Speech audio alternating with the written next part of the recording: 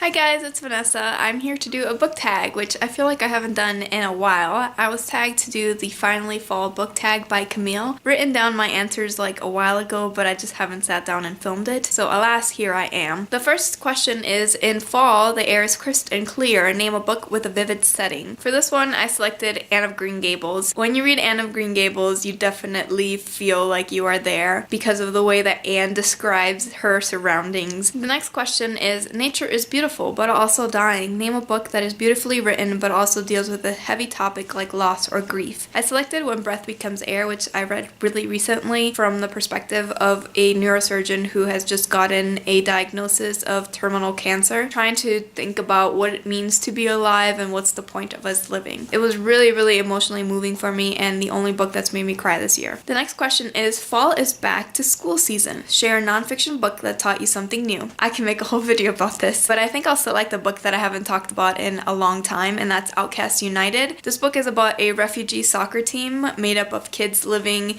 in a town nearby Atlanta in Georgia. The author looks at their past, how they came to move to the US through the refugee program, the difficulties living in their town now, as well as what locals think about the way that their town is changing, and uses soccer and this competition as a way to kind of unite the kids together. And it was just a really touching book about the lives of refugees and what they really go through. I think it's very important for today's world. Number 4 is, in order to keep warm, it's good to spend some time with the people we love. Name a fictional family / household / friend group that you'd like to be a part of. The Watsons Go to Birmingham, 1963, because the family in here is so sweet to each other. This is set in the 1960s as they are traveling from Michigan to Birmingham, and the state of things, traveling as a black family in the 60s is not perfect. And the backdrop of the book and kind of the climax is the Birmingham church bombing. Just the way that the family treats each other and talks to each other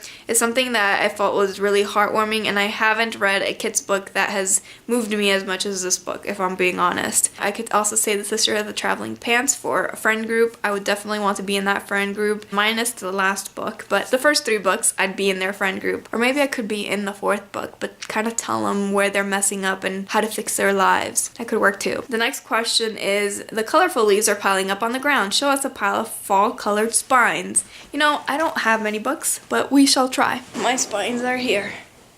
We have lots of yellow and orange. Crime and Punishment, a great book. Dragonfly and Amber, which I have not read. Harry Potter and the Deathly Hallows. The Immortal Life of Henrietta Lacks. Fantastic book, you should read. Olive Kitteridge by Elizabeth Straub. Haven't read that book. Forever in Blue, The Fourth Summer of the Sisterhood. That book from the last question that I said I would want to go into and tell these girls how to fix their lives and be a good friend to them. And Girls in Pants, The Third Summer of the Sisterhood, which was a good book, but my favorite in the series is the second book. The next question is, fall is a perfect time for some storytelling by the fireside. Share a book wherein somebody is telling a story. The Boston Girl by Anita Diamant. I read this book a long time ago. Reading it, it was literally an old woman telling you about her life. This lifetime where there had been massive amount of changes for women, including like going from wearing skirts to wearing pants and it being normal, and just the presence of women in public life. I found it really interesting, very cozy, not like the best book ever, but something that you could get yourself lost in to see how her life changed from beginning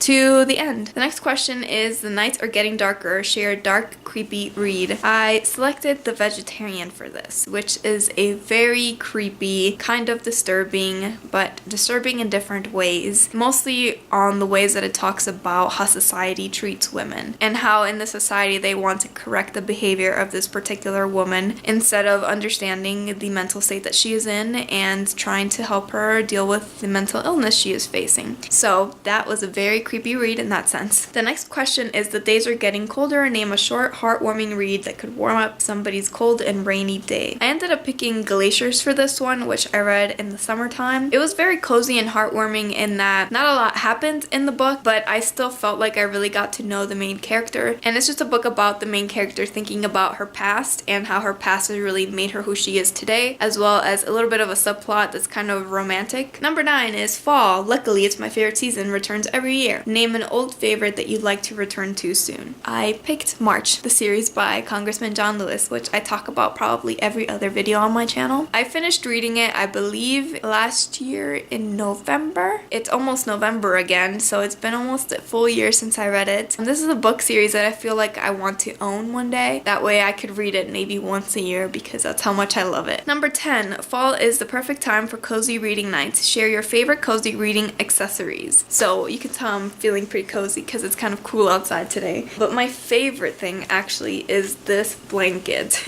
of the San Diego Chargers, who are no longer in San Diego. This is not even originally my blanket, it's my boyfriend's, because he loved the Chargers before they moved to Los Angeles. It's just the softest blanket. It's so soft and cozy and warm, and I love it. I put it on my feet. I also really love this, which my boyfriend's mom made for him, but I've kind of taken over it. You can tell it's handmade, and I love that about it.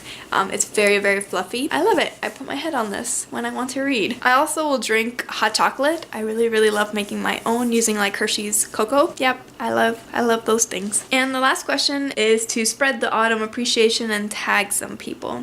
I feel like a lot of us have done this tag, so if you haven't done it, you can do it, and that's how we're gonna roll with this. Thanks so much for watching my video. I hope that you enjoyed it, and I hope to see you in my next one. Bye bye.